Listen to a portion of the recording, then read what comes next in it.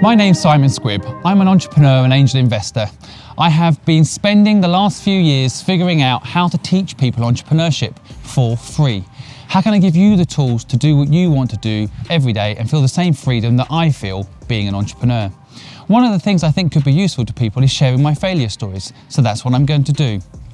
One of the stories I'd like to tell you is a business that I invested in called Red Packet.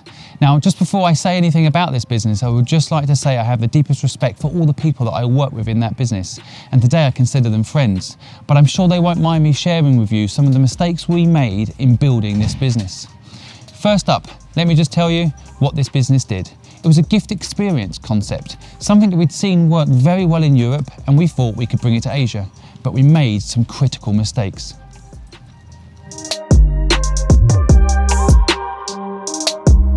The first big mistake we made was thinking about this business in the context of filling a market gap.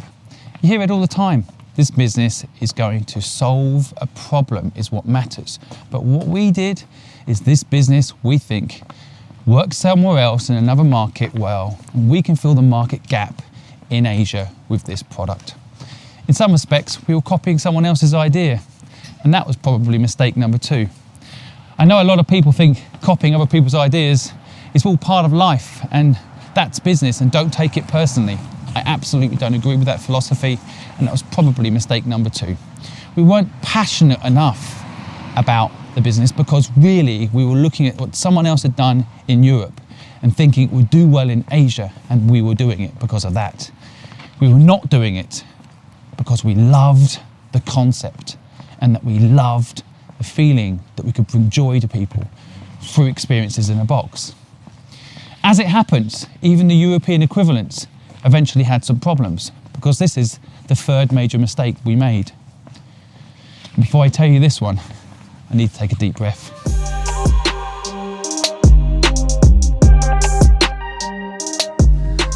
So the final mistake I made in this business, and I could probably document a lot more, but the key 3 learnings were, I think it's important in business to acknowledge your weaknesses. And one of my personal weaknesses is accounts, is the financial side of businesses. And what I've learned over the years is not to go out and learn those things, because that really perhaps is a waste of my time, because I'm not going to be good at it even if I try to learn how it all works. Is always hire someone or bring someone in that does know the numbers. In this business, we didn't do the numbers. We did not step through exactly what it meant to have a box full of experiences, sell it to people, and for them to hold it in a drawer for 3 months and then eventually use it. The cash flow on there, initially positive, can quite quickly turn negative. We didn't think this through.